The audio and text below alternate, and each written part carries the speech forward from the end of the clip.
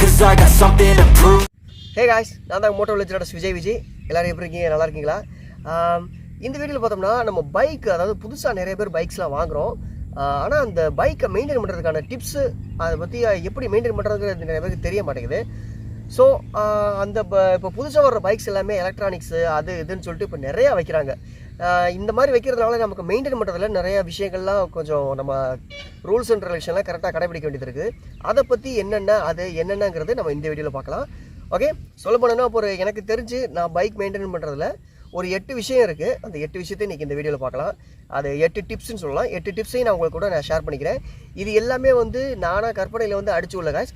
Actually இப்போ நம்ம FC இருக்குது பார்த்தீங்களா, நம்ம எஃப்சி நான் இது வரைக்கும் மெயின்டைன் பண்ணி கிட்டத்தட்ட ஒரு 3 வருஷம் ஆச்சு பைக் வாங்கி. இந்த 3 வருஷத்தில் என்னென்னலாம் நான் பண்ணியிருக்கேன், எப்படிலாம் அதை சரி பண்ணலாம் அப்படிங்கிறத பற்றி உங்களுக்கு ஒரு கிளாரிஃபை கொடுக்கறதுக்காக தான் இந்த வீடியோ நான் மேக் பண்ணியிருக்கேன். ஸோ நீங்கள் ஒரு புது பைக் வாங்குறீங்கன்னா அது எப்படி மெயின்டைன் பண்ணணும், அதுக்கு என்னென்னலாம் பண்ணணும் அப்படிங்கிறது எனக்கு தெரிஞ்ச சில விஷயங்களை உங்களுக்கு டிப்ஸாக தரேன். மறக்காமல் நம்ம சேனலை சப்ஸ்கிரைப் பண்ணிடுங்க. இந்த வீடியோ பார்த்தோம்னா ஃபுல்லாக பாருங்கள். உங்கள் ஃப்ரெண்ட்ஸுக்கும் இதை ஷேர் பண்ணுங்கள். நிறைய பேர் எஃப்சி இன்றைக்கி நிறைய பேர் வாங்குறாங்க. எஃப்சி மட்டும் கிடையாது, நிறையா கொஞ்சம் பெரிய பெரிய பைக்ஸ் எல்லாமே இப்போ எல்லோரும் வாங்க ஆரம்பிச்சிட்டாங்க. இப்போ கிட்டத்தட்ட ஒரு 40+ மேலே இருக்கவங்களாம் அந்த மாதிரி பைக்ஸ்லாம் இப்போ வாங்குறாங்க, ஓட்டுறாங்க. அவங்களுக்கு ஒரு நல்ல கிளாரிஃபை வேணும். அதாவது ஒரு பைக் எப்படி மெயின்டைன் பண்ணணும் அப்படிங்கிறது அவங்களுக்கு தெரிஞ்சிருக்கலாம், தெரியாமே இருக்கலாம். ஸோ இப்போ வர பைக்ஸ் எல்லாமே BS6 எலக்ட்ரானிக்கு அது இதுன்னு அப்படி நிறையா வருது. ஸோ அதுக்கேற்ற மாதிரி இன்றைக்கி நான் அந்த டிப்ஸை சொல்கிறேன்.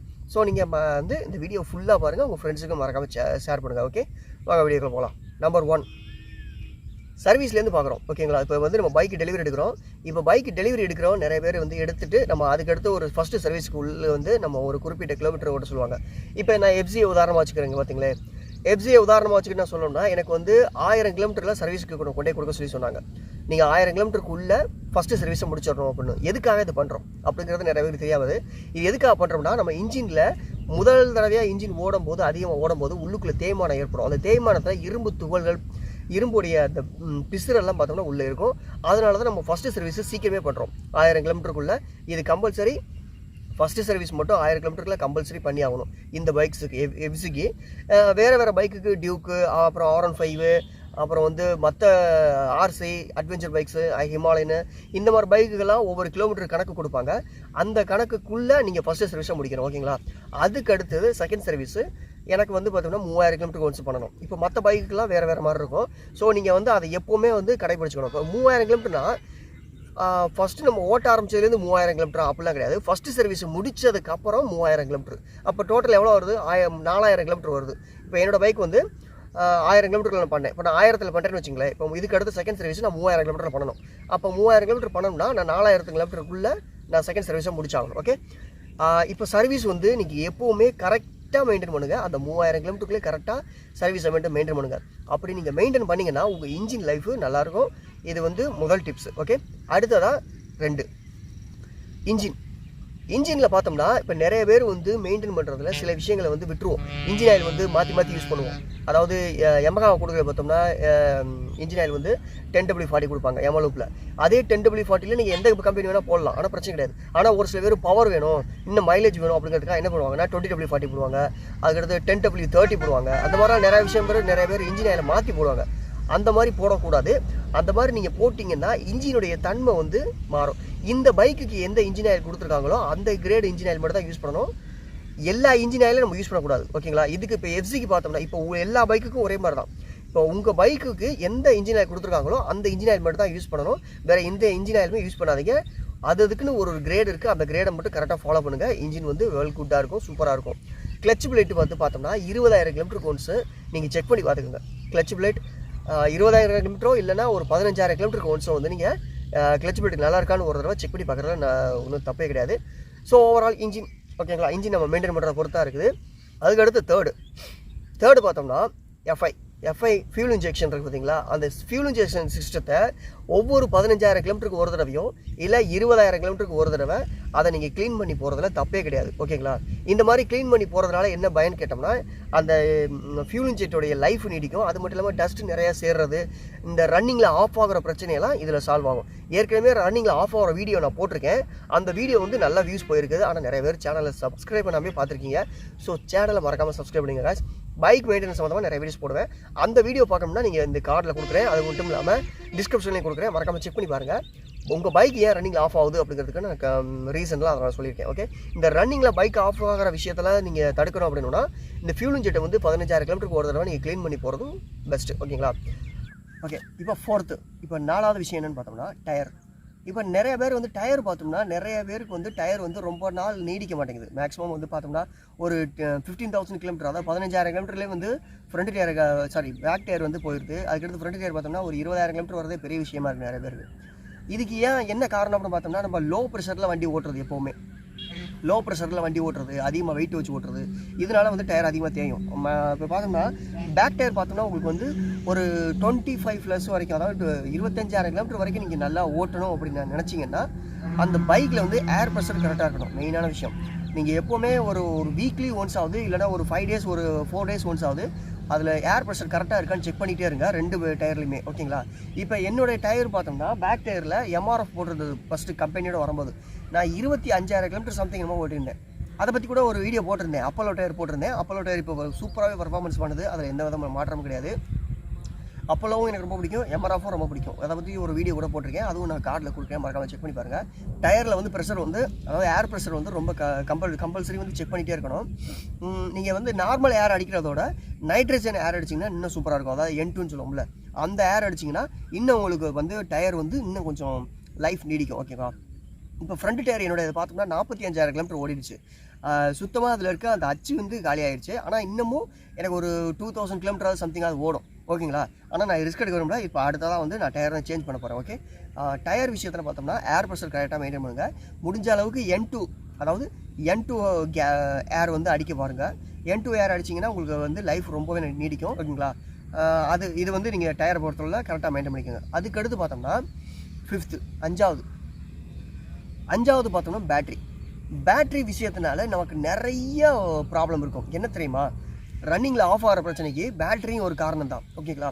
அதாவது பேட்டரி வந்து நீங்கள் சரியாக மெயின்டைன் பண்ணல. கம்பெனியோட கொடுக்கும்போது பேட்டரி வந்து நார்மலாக தான் இருக்கும். ஓகேங்களா? அது வந்து சரியாக நீங்கள் மெயின்டைன் பண்ணலை. 6 மாதத்துக்கு ஒரு தடவை நீங்கள் ஒவ்வொரு பேட்டரியையும் வந்து செக் பண்ணி பார்க்கணும், அதில் பவர் எவ்வளோ இருக்குது அப்படிங்கிறது. அதாவது இன்ஜின் ரன்னிங்கில் இருக்கும்போதும் 14 சம்திங் என்னமோ இருக்கும்.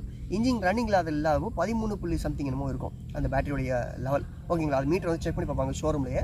அது நீங்கள் அங்கே போனாலும் சொல்லிடணும். 6 மாதத்துக்கு ஒரு தடவை கம்பல்சரி நீங்கள் பேட்டரியை வந்து ரிமூவ் பண்ணி அதை வந்து பேட்டரி பவர் கரெக்டாக இருக்கான்னு செக் பண்ணி பார்க்க சொல்லிங்க. பேட்டரி வந்து ரீஃபில் பண்ணுங்கள், சார்ஜ் போட்டுங்க. அப்படி போட்டிங்கன்னா உங்களுக்கு வந்து பேட்டரியோட லைஃப் நீடிக்கும். ஓகேங்களா? இது வந்து ரெகுலராக மெயின்டைன் பண்ணி பாருங்கள். உங்கள் பைக் ரன்னிங்கில் ஆஃப் ஆகுதுன்னா இதுவும் ஒரு காரணமாக கூட இருக்கலாம். நீங்கள் அதனால் பேட்டரி செக் பண்ண மறந்துடாதீங்க. ஓகே, அடுத்து 6வது செயின் ஸ்ப்ராக்கெட். மிஞ்சி போனால் செயின் ஸ்ப்ராக்கெட் எவ்வளோ கிலோமீட்டர் ஓடும்னு நினைக்கிறீங்க? இப்போ நான் ரீசெண்டாக என்னோடய வீடியோஸ்லேயே போட்டிருப்பேன் செயின் ஸ்ப்ராக்கெட் சேஞ்ச் பண்ணுற வீடியோ. நான் பார்த்தோம்னா 38,000 கிலோமீட்டர் சம்திங் ஓட்டியிருக்கேன். ஆனால் கம்பெனி தரப்புலேருந்து என்ன சொல்கிறாங்கன்னா 20,000 கிலோமீட்டர் தான் சொல்கிறாங்க. ஆனால் நான் எப்படி வந்து ஒரு 18,000 கிலோமீட்டர் கூட ஓட்டினேன்? இதுக்கு எல்லாமே ஒரு ட்ரிக்ஸ் தான் இருக்குது. ஒரு ட்ரிக்ஸு, ஒரு டிப்ஸு, அவ்வளோதான். ஓகேங்களா? இப்போ செயின் ஸ்ப்ராக்கெட் வந்து ஒவ்வொரு 500 கிலோமீட்டருக்கு ஒரு தடவையும் நீங்கள் க்ளீன் பண்ணிங்க அப்படிங்கன்னா உங்களுடைய செயின் ஸ்ப்ராக்கெட்டோட லைஃப் நீடிக்கும். ஓகே, ஒவ்வொரு 500 கிலோமீட்டருக்கு ஒரு தடவையும் கம்பல்சரி செயினை க்ளீன் பண்ணுங்கள். எப்படி க்ளீன் பண்ணுறதுங்கிற வீடியோவும் நான் போட்டிருக்கேன், அதையும் கார்டில் கொடுக்குறேன், மறக்காமல் செக் பண்ணி பாருங்கள். நான் எல்லா வீடியோவும் போட்டிருப்பேன் guys. பைக்கை மெயின்டைன் பண்ணுற எல்லா வீடியோஸும் நான் போடுவேன். உங்களுக்கு நான் போட்டுக்கிட்டே இருப்பேன். நிறைய பேருக்கு நிறைய டவுட்டையும் கிளியர் பண்ணி கொடுத்துருக்கேன். நிறைய பேர் வந்து ரொம்ப இந்த பைக் ரன்னிங்கில் ஆஃப் ஆகிறதுக்கு நிறைய பேர் வந்து கம்ப்ளைண்ட் பண்ணுறாங்க. இந்த பைக் ரன்னிங்கில் ஆஃப் ஆகிறதுக்கு இந்த மாதிரி சின்ன சின்ன விஷயங்கள் தான் காரணமாக இருக்கும். ஓகேங்களா? பேட்ரி, எஃப்ஐ, கிளச்சு பிளேட்டு, அதுக்கடுத்து பார்த்தோம்னா மேக்னெட்டிக் ஆயில், இதெல்லாம் தான் காரணமாக இருக்கும். 500 கிலோமீட்டருக்கு ஒரு தடவை நல்லா க்ளீன் பண்ணிக்கிட்டே வந்தீங்க அப்படின்னா உங்களுக்கு இன்னர் ஸ்ப்ராக்கெட் மட்டும்தான் வந்து ஒரு 15,000 கிலோமீட்டருக்கு ஒரு தடவை மாற்ற மாதிரி வரும் இன்னர் ஸ்ப்ராக்கெட். ஆனால் பெரிய ஸ்ப்ராக்கெட் வந்து அந்தளவுக்கு பாதிப்பு அவ்வளோ வராது. 500 கிலோமீட்டருக்கு ஒரு தடவை நீங்கள் க்ளீன் பண்ணிங்கன்னா, நீங்கள் இந்த 500 கிலோமீட்டருக்கு ஒரு தடவை கரெக்டாக க்ளீன் பண்ணிவிட்டு மெயின்டைன் பண்ணிட்டு வந்தீங்கன்னா கம்பல்சரி குறைஞ்சபட்சம் அது அதிகபட்சம் ஒரு 30,000 கிலோமீட்டராவது உங்களுக்கு கண்டிப்பாக ஒரு செயின் ஸ்ப்ராக்கெட் வந்துடும். ஓகேங்களா? இது கம்பெனியில் சொன்னால் ஒத்துக்க மாட்டேங்கிறாங்க. நான் வந்து பொய் சொல்கிறேன் அப்படின்னு சொல்கிறாங்க. நீங்களே நினைக்கலாம் செயின் ஸ்ப்ராக்கெட் எப்படா இவ்வளோ 30,000 கிலோமீட்டர் வரும் அப்படின்னு நீங்களே நினைக்கலாம். ஆனால் நான் ஓட்டியிருக்கேன், அதை வச்சு தான் சொல்கிறேன். செயின் ஸ்ப்ராக்கெட்டு நான் 38,000 கிலோமீட்டர் வரையும் ஓட்டினேன். 40,000 கிலோமீட்டர் வரைக்கும் என்னால் ஓட்டிருக்க முடியும். ஒரு பெரிய லாங் ட்ரிப்புக்காக நான் செயின் ஸ்ப்ராக்கெட் மாற்ற வேண்டியதாக போச்சு. இல்லைன்னா நான் மாற்றிருக்கவே மாட்டேன் கம்பல்சரி. அது மாதிரி செயினுக்கு லூப் அடிக்கிறது கம்பல்சரி லூப் அடிச்சே ஆகணும். நீங்கள் க்ளீன் பண்ணிவிட்டு கண்டிப்பாக லூப் அடிச்சிருங்க. அதுக்கு நிறைய லூப் வந்து நீங்கள் அவுட் ஆஃப் த மார்க்கெட்டில் நிறையா விற்கிது. அதாவது நிறையா பிராண்டஸ் விற்கிது. செயின் கிளீனரும் விற்கிது, செயின் லூப்பும் விற்கிது. ஓகேங்களா, நல்ல லூப்பாக பார்த்து ஒரு லூப் வாங்கிக்கோங்க. அதோட விஸ்காசிட்டியை செக் பண்ணி பாருங்கள், நல்லா பிசு தன்மை நல்லா இருக்குதா அப்படின்னு பார்த்துட்டு நீங்கள் வந்து இன்ஜினில் செயினில் வந்து அந்த மேல் புறத்தில் இப்படி செயின் இந்த மாதிரி இருக்கா உங்களுக்கு, அப்போ வண்டி ரன்னிங்கில் இருக்கும் போது அடிக்கக்கூடாது. வண்டி ஆஃப் பண்ணிவிட்டு நீங்கள் அடிச்சுக்கிட்டே கையில் அப்படியே இது பண்ணணும். மேல் பக்கம் அடிக்கணும், செயினோட மேல் பக்கம் அடிக்கும் போது அந்த நுரையாக கிளம்பி அதை உள்ளுக்குள்ளே அப்படியே கீழே படியும். அப்படியே அது படிஞ்சு செயினுக்குள்ளே அப்படியே இதாகும். அந்த மாதிரி அடிச்சிங்கன்னா செயின் லைஃப் வந்து உங்களுக்கு நீடிக்கும். ஓகே, இதை மறக்காமல் நீங்கள் நோட் பண்ணிக்கோங்க. செயின் ஸ்பேரோட லைஃப் நீடிக்கணும்னா இது மாதிரி செக் பண்ணிக்கோங்க. ஓகே, அதுக்கடுத்து இன்ஜின் லைட்டு. உங்களுக்கு எல்லாருக்குமே இன்ஜின் லைட்டுன்னா என்னென்னு தெரியும். இன்ஜினில் அந்த ஏதாவது ப்ராப்ளம் இருக்கா, சென்சாரில் எதுவும் ப்ராப்ளம் இருக்கான்னு காமிக்கிறதுக்காக ஒரு லைட்டு ஒன்று நம்ம இன்ஸ்ட்ருமெண்ட் கிளஸ்டரில் இருக்கும். நான் ஃபோட்டோ ஆட் பண்ணுறேன். அந்த லைட்டு வந்து ஏன் எரியுது அப்படின்னு உங்களுக்கு ஒரு சந்தேகம் வரும். ஓகேங்களா, ஒரு சில பேருக்கு அந்த இன்ஜின் லைட் எரியறதுனால இன்ஜினில் ஏதோ ப்ராப்ளம் இருக்கும், அப்படி இப்படி ஆச்சா உச்சான்னு ஒரே பயப்படுவீங்க. ஆனால் அந்த மாதிரி நீங்கள் பயப்பட வேண்டிய அவசியமே கிடையாது. ஏன் தெரியுமா, அதுக்கு முன்னாடி நாள் நீங்கள் ஏதாவது ஒரு தப்பு பண்ணியிருப்பீங்க. எப்படி தெரியுமா, ஒரு நார்மலான வாட்டர் வாஷ் பண்ணுற கடையில் போய் நீங்கள் வாட்டர் வாஷ் பண்ணியிருப்பீங்க. நான் உங்களுக்கு குறை சொல்ல, நல்லா நோட் பண்ணிங்க. நான் நோட் பண்ணுற விஷயத்தை மட்டும் பார்த்துக்கலாம். நீங்கள் நார்மலான ஒரு சின்ன கடையில் போய்ட்டு வாட்டர் வாஷ் பண்ணியிருப்பீங்க, இல்லைனா நீங்களே வாட்டர் வாஷ் பண்ணியிருப்பீங்க. இப்போ நான் ஏதாவது ஒரு நார்மலான கடையில் நீங்கள் வாட்டர் வாஷ் பண்ணும்போது அவங்க என்ன பண்ணியிருப்பாங்க, நார்மலாக எல்லா பைக்ஸுக்கும் அடிக்கிற மாதிரி, அதாவது பழைய பைக்ஸுக்குலாம் அடிக்கிற மாதிரி, காரு இதுக்கெலாம் அடிக்கிற மாதிரி ப்ரெஷர் அதிகமாக வச்சு அடிப்பாங்க. இந்த மாதிரி ப்ரெஷர் அதிகமாக வச்சு அடிக்கும்போது என்ன ஆகும்னா, உங்கள் பைக்கில் பார்த்தோம்னா சென்சார் நிறையா இருக்குது. BS6 வர்ற எல்லா பைக்லையுமே சென்சார் நிறையா இருக்குது. சென்சாரில் சின்னதாக தண்ணி பட்டாலே உங்களுக்கு வந்து லைட் எரிய ஆரம்பிச்சிடும். ஓகேங்களா, அதனால் நீங்கள் பயப்பட வேண்டியதில்லை. உடனே இன்ஜின் லைட் எரியுது, இன்ஜின் ஏதோ ப்ராப்ளம் இருக்கும் அப்படின்னு நீங்கள் பதற வேண்டாம். நேராக ஷோரூம் கொண்டு போங்க. அங்கே FI அப்படின்னு சொல்லிட்டு ஒரு இது இருக்குது. FIல செக் பண்ணணும் அப்படின்னு சொன்னீங்கன்னா அவங்க ஒரு சிஸ்டம் மாதிரி இருக்கும், கம்ப்யூட்டர் மாதிரி. அந்த கம்ப்யூட்டரில் உங்கள் பைக்கை வந்து கனெக்ட் பண்ணிவிட்டு அந்த FIல என்ன எரருங்கிறத காமிக்கும். அதுவே என்ன எதனால இந்த லைட் எரியுது, எந்த இடத்துல இருக்க சென்சார் வந்து ஏன் இது எரியுது அப்படிங்கிறத காமிக்கும். உங்கள் பைக்கில் எது கம்ப்ளைண்ட்டே இருந்தாலும் அதையும் காமிச்சு கொடுத்துரும். இது சென்சார் ப்ராப்ளம், சென்சாரில் தண்ணி பட்டதுனால வந்திருந்தாலும் அதையும் காமிச்சு கொடுத்துரும். ஓகேங்களா, நீங்கள் பயப்பட வேண்டியதில்லை. சென்சாரில் நீங்கள் உங்களுடைய ஷோரூம் கொண்டு போயிட்டு FIல போட்டு செக் பண்ணி பார்க்க சொல்லிங்கன்னா அவங்க பார்த்து கொடுப்பாங்க. அந்த இன்ஜின் லைட்டுடைய எரரை வந்து உங்களுக்கு கிளியர் பண்ணி கொடுப்பாங்க. ஓகே, இதுதான் வாட்டர் வாஷ் பண்ணும்போது நீங்கள் பண்ணுற தப்பு என்னன்னு பார்த்தீங்கன்னா, ப்ரெஷர் அதிகமாக வச்சு அடிக்க வேண்டாம்னு சொல்லுங்கள். எங்கேயுமே ஷோரூம்லேயும் சரி, லோக்கல் கடையில் நீங்கள் எங்கே அடித்தாலும் சரி, அவங்க வந்து எப்பவும் நார்மலாக அடிப்பாங்க. நீங்கள் என்ன பண்ணுறீங்கன்னா, ப்ரெஷரை கம்மியாக வச்சு நீங்கள் வாட்டர் வாஷ் பண்ணுங்கள் அப்படின்னு சொல்லி நீங்களே சொல்லுங்கள். பக்கத்தில் இருந்து நீங்களே பார்த்துக்கணும். ஓகே, இதுதான். இது வந்து நீங்கள் கரெக்டாக நோட் பண்ணிக்கோங்க. நீங்கள் ஷோரூமுக்கு சர்வீஸ்க்கு போகிறீங்க பார்த்தீங்களா, அப்போ மட்டும் வாட்டர் வாஷ் பண்ணுங்கள். மற்ற நேரத்திலலாம் உங்கள் வண்டியை நீங்களே தொடங்க. எதனால் சொல்கிறேன்னா, நீங்கள் அடிக்கடி வாட்டர் வாஷ் பண்ண என்ன ஆகும்னா, பைக்கில் நிறைய இடத்துல அந்த ரஸ்ட்டு ஃபார்ம் ஆகும், துரு ஃபார்ம் ஆகும். அதை வந்து தவிர்க்கணும் அப்படின்னு நினச்சிங்கன்னா, நீங்களே ஒரு 10 நிமிஷம் பல்லு விளக்குற கேப்பு போதும். நீங்கள் பல்லு விளக்குற நேரத்துக்கு ஒதுக்குற கேப்பு அந்த டைம் போதும் பைக்கை துடைக்கிறதுக்கு. டெய்லி ஒரு தடவையாவது ஒரு துணியை போட்டு நீங்கள் ஒரு வாட்டி துடைச்சிக்கிங்கன்னா உங்கள் பைக்கோடைய ஷைனிங் வந்து கடைசி வரைக்கும் மெயின்டைன் ஆகும். டெய்லி ஒரு தடவை அழுக்கு இருக்கா டக்குன்னு துடைச்சிருங்க. ஏதாவது ஒரு வீல்லாம் பார்த்தோம்னா ஒரு சில நேரத்தில் அழுக்காக இருக்கும். அதெல்லாம் நீங்களே தொடச்சிங்கன்னா உங்கள் பைக் வந்து எப்போவுமே அந்த ஷைனிங் மெயின்டைன் ஆகிட்டே வரும்.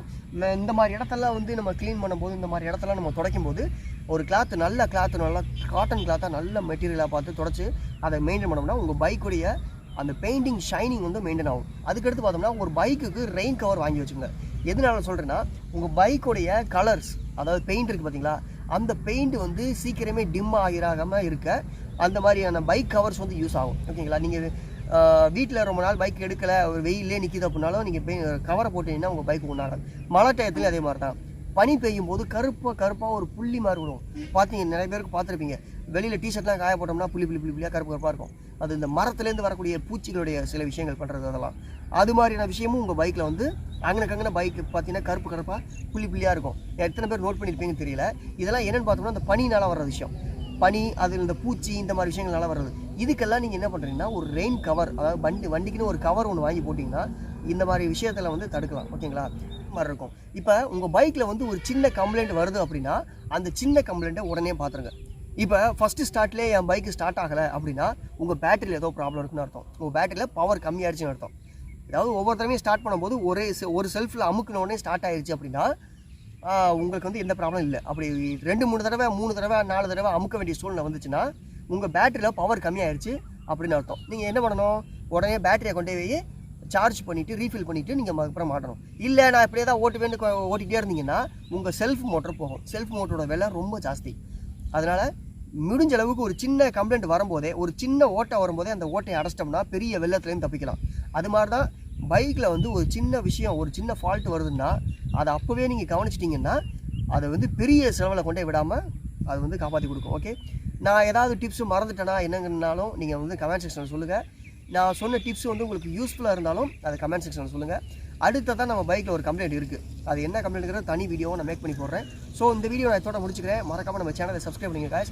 உங்கள் பசங்களுக்கும் உங்களுக்கு தெரிஞ்சவங்க நிறைய பேருக்கு பைக் மெயின்டெனன்ஸ் சம்மந்தமாக எதுவும் தெரியலை அப்படின்னா அவங்களுக்கும் இந்த விஷயத்தை சொல்லுங்கள். நம்மளுடைய சேனலே அவங்களுக்கு ஷேர் பண்ணி அவங்களுக்கு சப்ஸ்கிரைப் பண்ண வைங்க. முடிஞ்ச அளவுக்கு நம்ம சேனலையும் சப்போர்ட் பண்ணுங்கள் guys. ஓகே, நம்ம அடுத்த வீடியோவில் பார்ப்போம். அடுத்த ஒரு ரைடு வீடியோ கண்டிப்பாக இருக்கும்னு நினைக்கிறேன். ஸோ இந்த வீடியோ இதோட முடிச்சுக்கிறேன். டாடா பாய், see you. இந்த லொக்கேஷனை காட்டுறேன், எப்படி இருக்குன்னு நீங்களே பாருங்கள். இந்த லொக்கேஷனை பாருங்கள் guys, அவ்வளோ அழகாக இருக்குது. ஆக்சுவலி அதான் ரோடு, அது அந்த பிளேஸ் வந்து ரோடு. ஓகேங்களா, இந்த ரோட்டில் கீழே பார்த்தோம்னா இது ஒரு குளம் மாதிரி இது. இங்கே அப்படியே போயிட்டு இருந்தோம்னா கடைசியாக ஒரு அழகான சன்செட் ஆகிட்டு இருக்கு. எப்படி இருக்குது? ஓகே பாய், அடுத்த வீடியோவில் பார்ப்போம். ஓகே.